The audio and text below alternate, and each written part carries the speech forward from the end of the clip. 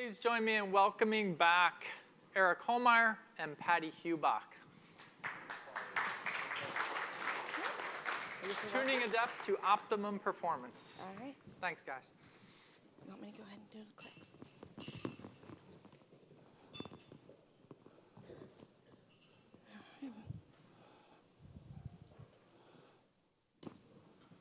All right. So this is Tuning Adept to Optimum Performance.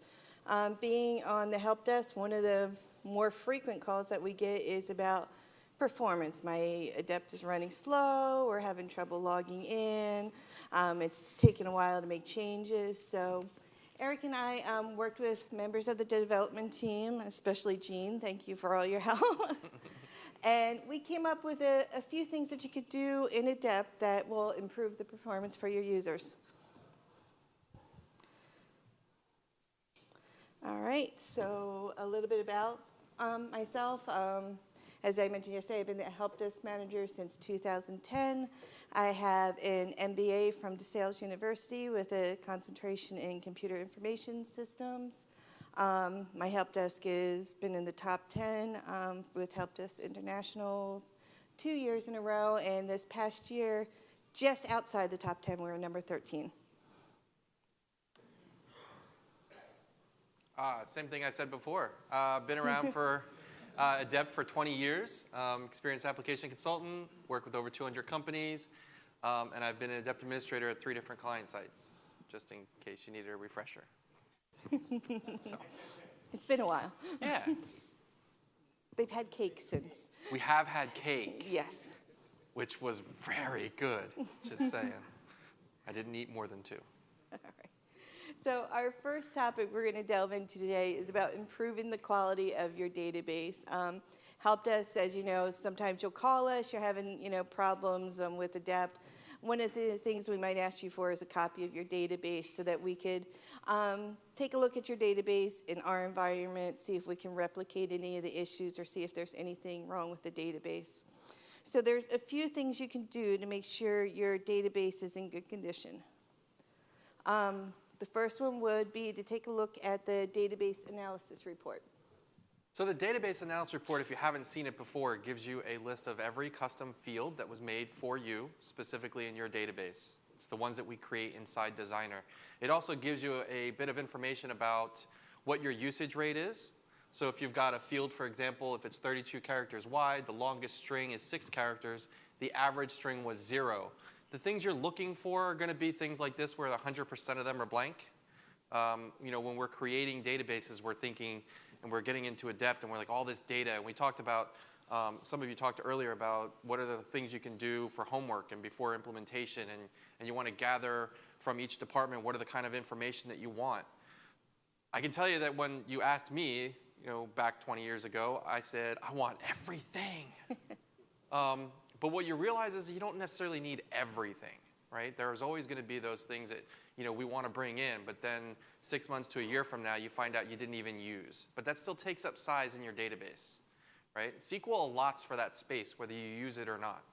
It's the same thing with if I decide I want to use 32 characters long, but we've only ever used 6, we can shrink that down.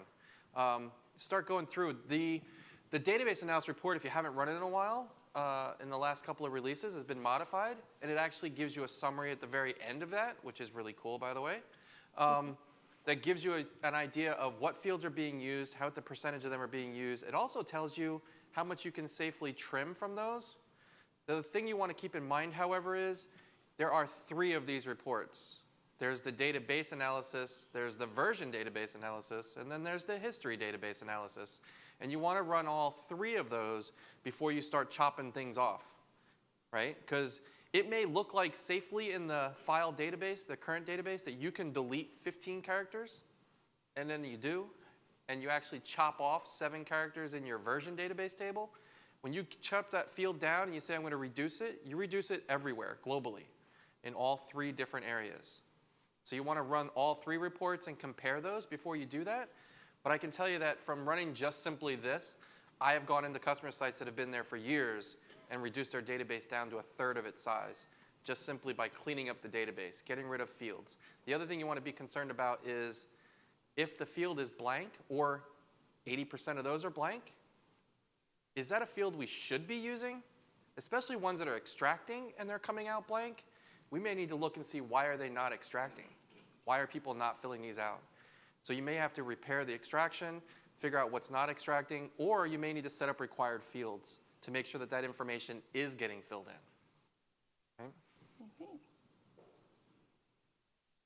Okay, another item you want to look at with the database is archiving your audit trail.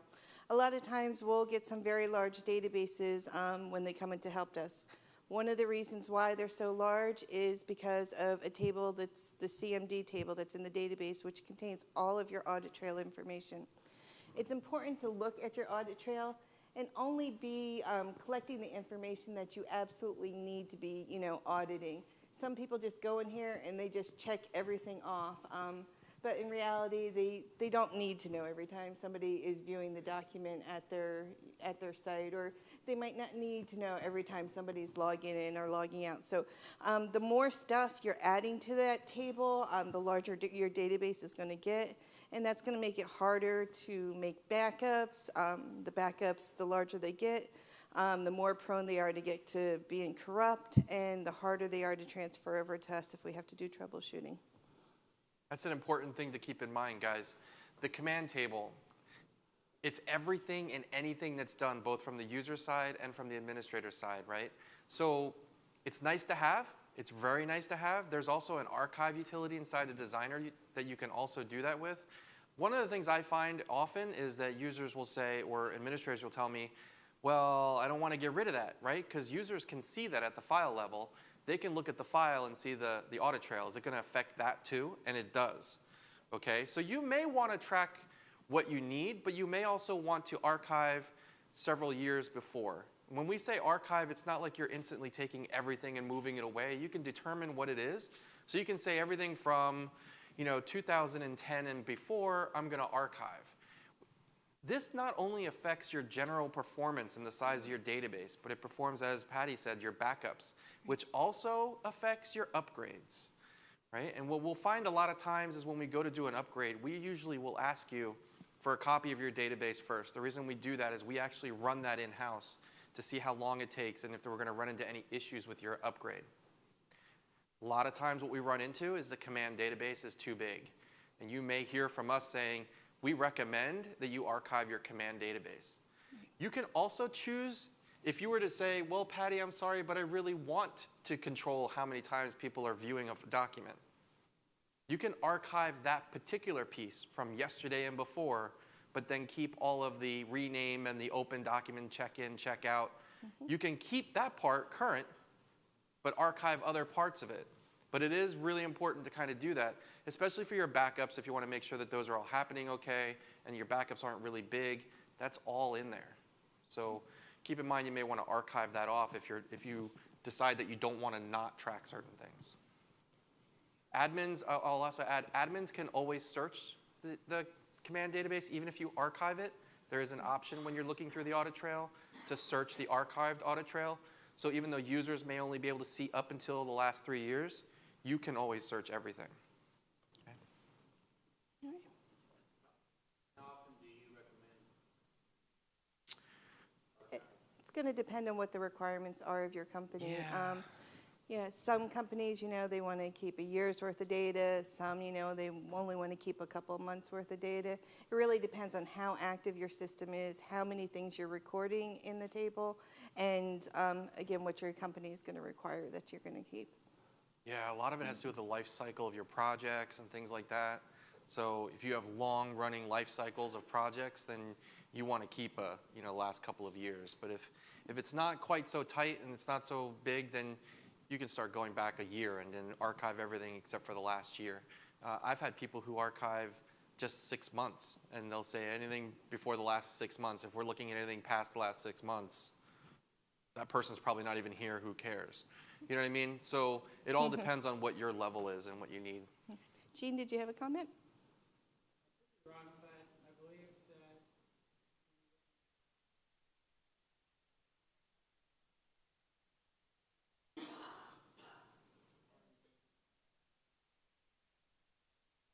Really? Yep. What Gene is saying is that he's pretty sure that there's an option in the audit trail tab of the document dashboard to include information from the archive table. And that is viewable by users Yep. in the right-click properties.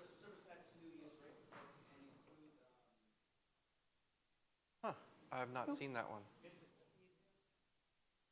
Yeah, it'll take a while. Which, another thing that we've noticed, when you're clicking through files and you do have the document dashboard open, which we don't recommend, is don't be selected on the audit trail tab, because a lot of times that tab could take a while to populate. If you're going to have the document dashboard open, for all sakes, be on one of the other tabs, but not the audit trail tab. All right, another thing that causes database blow, and it's interesting because we just got a call like this and helped us today, is the thumbnails that are in the database. Customer called in just this morning because their database grew by about 30 gigabytes because they're bringing in a bunch of new files and they're extracting thumbnails, and the thumbnails are taking up quite a bit of size in the database. Yeah, so one of the things, and this has been around for a little while, but I think a lot of people just don't know it's there. Probably mostly because they go into their settings and it's already checked, so they just ignore it. But if you go back to your settings and uncheck it and then recheck it, this dialog box will show up, and then you can choose the size of your thumbnail. I can't say what is a good size for you and what's not. I can tell you a general rule of thumb. I go between 30 and 50%, but that all has to do with the types of files they are as well and what you're pulling in. AutoCAD, you don't really get that choice. AutoCAD's file open thumbnail is just a 2-inch thumbnail, but you'll notice on any of your 3D files, on your image files, your PDF files, those can actually be really big. So that does increase your database by quite a bit. So you may want to keep an eye on those. And if you haven't done so already, then you're going to want to go in and uncheck and recheck, because otherwise it won't show up. And then you need to clear your extraction and rerun extraction on those files, and it will pull in a new thumbnail with that new size. Okay. The option for thumbnail. So the question was, what do you uncheck? And if you go to the plugin for that, for example, the PDF plugin, configure plugins, and go to the PDF, there's that option on the top section there on the left, and one of them is bring in thumbnails. You want to uncheck that and then recheck it. Oh, I don't have to do that. No, I just uncheck and recheck. That's okay. Okay. I think at one point we did, but we don't in 2017 at least. Okay, another issue that we see with the databases are the transaction logs in the database. These, again, could grow to be quite large. Many of you, if you have a DBA on site, they probably have the log files set to only grow to a certain size, but if they're not set, they can keep growing and growing. Eventually, you can run out of space on your hard drive. When that happens, users aren't going to be able to log into Adept. They will get an error message that the log file is full. You'll call help desk and we'll explain to you that you need to truncate this log file. For those who don't know, SQL is a hog, and it will take up anything it can by default anyway, if you don't set them. So we do have documentation that walks you through how to do that if your DB isn't available or if you need to do that. Also, you can hire us to help you with it, but it's definitely a really big thing, and it backs up everything. SQL will track every little transaction that goes on in there, every query, everything that happens. Kind of like our audit trail, but a lot more information. So you want to clear those out. All right, another thing is repairing the database through Designer. This command is going to check the Adept tables for inconsistencies and pointers among the tables, and is going to fix any inconsistencies it finds. One key point is you need to take the database down before you run this command. Or you need to take the Adept service down, not the database. Yeah, and always run a backup. And for those who haven't had an admin class with me, always run a backup every time you go in Designer. But before you do this, the same thing. I like to consider this kind of like the old defrag on your machine. It's kind of like that. It goes and checks everything, makes sure the indexes are okay and all of that. So if you're starting to see a performance hit, go here and run the repair. I used to run it monthly. I don't think that's as big a deal anymore with SQL, but definitely if you're starting to see an overall performance change, this will definitely make a difference at most of the time.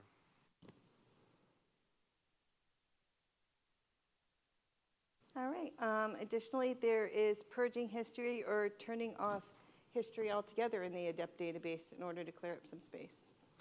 So the history depth, a lot of people don't understand what history depth means. That is every time something changes in the data card. When you check a file out, when you make changes to that file and it rescans, when you check a file in, but it also means while the file is in the library. If you have rights to modify the library card while in, those changes are also tracked. It is metadata only, it is not a file. What I typically recommend for users is, for customers, is if you are tracking a large amount of revisions, if your version depth is huge, you need less history. There's no need for you to save 500 history depth if you are saving 9,999 versions, because every version has a data card, right? So having 4 data cards for every version plus the version itself, probably not so necessary, and it builds up really, really fast in the system, okay? So clearing out history. If you're saving 3 versions, you may want to save 10 history, maybe, because then at least you're tracking the last 10 library cards or data cards at that point, since you're only saving 3 files. But if you're saving a large version, it's really unlikely that you're going to need the history. How do you turn it off?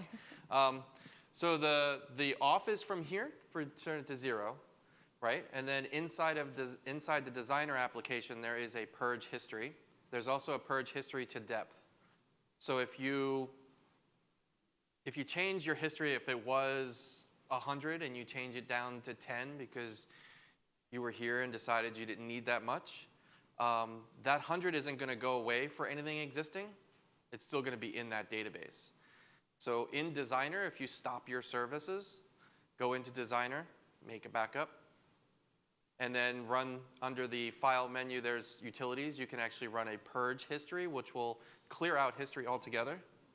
Oh, it's right there. And then there's also a Purge History to Depth, and you can run those. So out of curiosity, can I get a show of hands how many people use the history database that are here today? We got 1. Joe's looking around. I know some people would like to see this gone, so that's... There we go. That's the person who would like to see it gone. All right, the DB counts report. All right, so this report gives a count of records in the various Adept tables. So basically, this gives you an idea. So especially if you're looking to see how much you're storing in your audit trail, how many different commands are being stored. You can see in our example up here, there's 575,306 in the audit trail. There's 27,930 in your history tables. So that's a good indicator. If you're not sure, should you clear stuff out, or are you tracking probably more than you need, this report will actually give that to you. It also gives you other miscellaneous commands and how often they're being used, how many libraries you have, how many properties, etc., that are being used. But primarily, I use it just simply to find out just how big things are without having to get to the point of looking at the database itself. Right. So another topic that we get calls on a lot is login speed. So there's a few things that can affect the login speed with Adept. The first thing that we know that tends to be a problem is work areas. Work areas definitely need to be properly managed to improve login speed. If you have too many unresolved work areas, that could cause a problem. If you have work areas with too many files, those can be a problem. Or if you could have too many work areas, that could be a problem. I find that there's like some people will really manage their work areas really well, and then you have some that you go to the work area and there's like 200 files in one work area. Keep in mind that when a file changes, and we, as I mentioned in an earlier session, we track everything by file name, date, time, size, right? So when that changes in the work area, we immediately go back and scan the work area. And we re-extract anything that needs to be re-extracted. 200 files, it's going to take a while for that to pop up. The hard part is you don't see that until it finally pops up on the screen. So while you're sitting there waiting for it to log in, and you're doing one of these things, and you're trying to figure it out, and you're waiting, and you're moving your mouse around, which, by the way, doesn't do anything. It looks really good, but it doesn't do anything. I've tried, trust me. Looking at the number for help desk, getting ready, or your account manager. Starting to take a screenshot. Keep in mind that if you're saved on your work area and you have a ton of files in there, it's going to take a while for it to scan, and the same thing goes for more work areas. I do, however, find that it's better to have more work areas with a decent amount of files than it is to have lots of work areas with just 1 or 2 files, or one work area with just lots and lots, 200 files or even 50 files or so. Just keep in mind that that does have to scan and read before it'll open it up. And if that's the window that you're opening up when you log in, that's what you're waiting for. Mm-hmm. You have a question? Just a comment. I believe in 2018,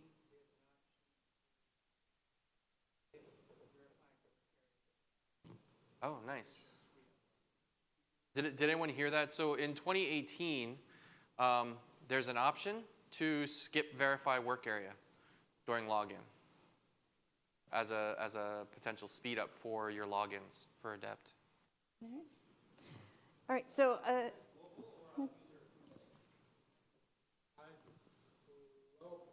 Global. So another option that you could uncheck in order to improve performance is the reopen active windows on login, which would be a user issue. Now, you might be thinking, well, Adept 2017, you don't have Windows anymore, so why is this option even still in here? Well, when you have this checked, it will still open up into the last window that you had open. So if you had a work area with 500 files or so in it, that's going to affect how long it's going to take for you to be able to log in. Right. And it's just, again, it's just a matter of making sure that the last window isn't going to force open when you get in. You can still open it manually, obviously, once you're logged in, but it means you're going to see that initial login screen first, and then you can open the work area. And that's a good troubleshooting thing, just so you know. You can get into Adept, tell it not to remember, log out, log back in, and see if it's still taking that amount of time when it's not loading the person's work area. This is at the client level settings. Client level. That is correct. So per user, they could set it to what their preference is. All right. All right, so another thing that can affect login speed is the number of plugins that you have loading. You might be tempted, when you first set up your Adept to turn on everything. You want to get all the bells and whistles that you possibly can. Well, and then you come back and you're really not using some of these features. So if you're not using something like, for instance, required fields or whatever, it's best to go all in and turn that item off so that does not have to load on login. Yeah, so there's a couple of things to keep in mind in here. One is, do you really need the plugin? So is there any reason to even load it? 2, do you have the software required to load the plugin? Because then it checks it. So even though you don't have it, it still has to go through the process of checking to see if you have it before it can load or fail, right? One of the other things that I'll typically do is I will move all my loaded on startups that are true. I'll move them all up to the top, so at least it does that first quick, everything it's loading, it loads through first, and then it goes through the others. The other thing that I'll do is I'll typically remove them from here. I don't know if you can actually go and highlight the ones that you're not using and delete them. It doesn't actually delete the plugin, it just deletes it from the list. You can go back to the add and then import, and you can actually go back. It's in that list. As soon as you go to import, it'll take you right to that plugins directory. You pick the appropriate file. So for example, required fields dot, I think it's APD, right? Pick that file and bring it in, and you can start using it again. Yeah. But the nice thing is it takes it off the list, which means it doesn't even look for it when you're logging in. Okay. Right? So a lot of you will notice when you log in at the very low corner in the status, it'll actually say loading plugins. And then you're waiting for it to load plugins. Right. Another feature that we have in Adept that a lot of people don't really know about is local data cache. What happens when you log into Adept is there's a series of temporary files that gets brought down to the user's machine. If your Adept server is in California and the user is, say, in England, it could take a while for those temp files to transfer across the wire. So what you could do is you could set up a server in England that would host these temp files, and then when the user logs in, it would look to the English server instead of going all the way back to California to grab those files. I don't really have much to say. Yes, it works. It's great. You're basically setting up a temporary location for those to go. That happens, actually, I will say one thing. It happens when, if you had those users that have said, you know, I don't know why, but several times during the day, my Adept blinks off and then blinks back on. My work area window just disappeared and then it came back to me. Those are your admin tables getting updated. And it happens whenever you make any change in the user group library admin window, as well as some of the changes in the edit options window. So just doing normal admin stuff will push that change out to them. And that's what this local data cache does. It takes that admin table, moves it to that location first, then checks to see if the users are available to get the update. All right. All right, so the next topic we're going to go over is improving performance when you're actually inside working in Adept. So I touched on this a little bit earlier. One thing that could affect the performance is the AutoUpdate document dashboard. That's an option in your Tools and Options menu. That's set at a per user level, I believe. It is. Yep. So when you turn that on and when you click on a file, it needs to update all of that information that's there in the dashboard. If you're selected in the audit trail, it needs to update all of that information. So that can certainly slow things down if it's going and trying to refresh that. No. Can you say that again? On the web browser, the AutoUpdate is a checkbox right on the dashboard. Web client and the desktop is still hidden in the. Is that different in the web client? Yes, it is. It is? Okay. So yes, it is still controlled here. It's user list here just simply because not every user is affected by it. If you're like me though, when I'm browsing through anything in Adept for some reason, even if I don't plan on grabbing the file, I just select as I'm looking at them. And you'd think I'd know better by now after 20 years, but I don't. I still select files as I'm looking through, and it auto-updates that relationship browser. If you uncheck this, you right-click and then load it. That's where the user would do it if they want to load that relationship browser. You have a comment? Just with AutoHide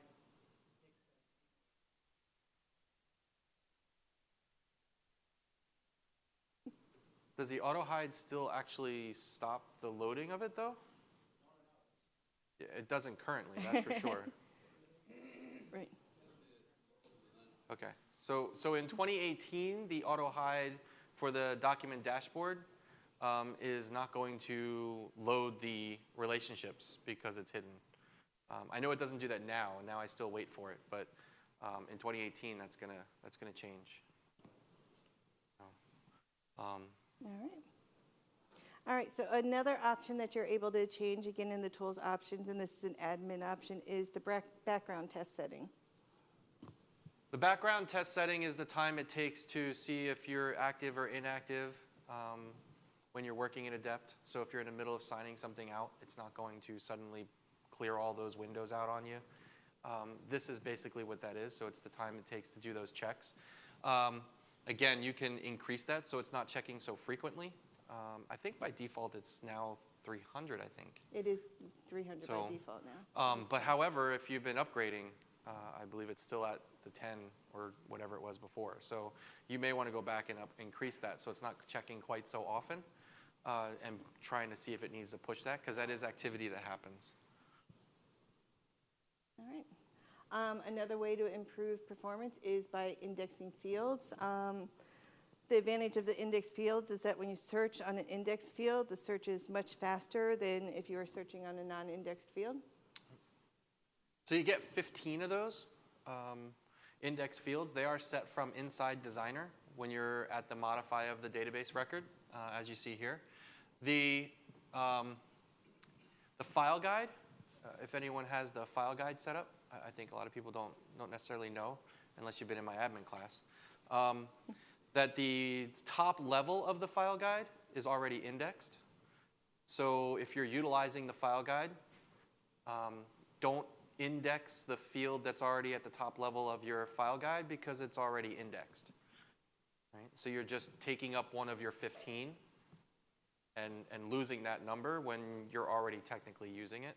So you can actually end up getting more than 15. All right. We talked about work areas a little bit in regards to login.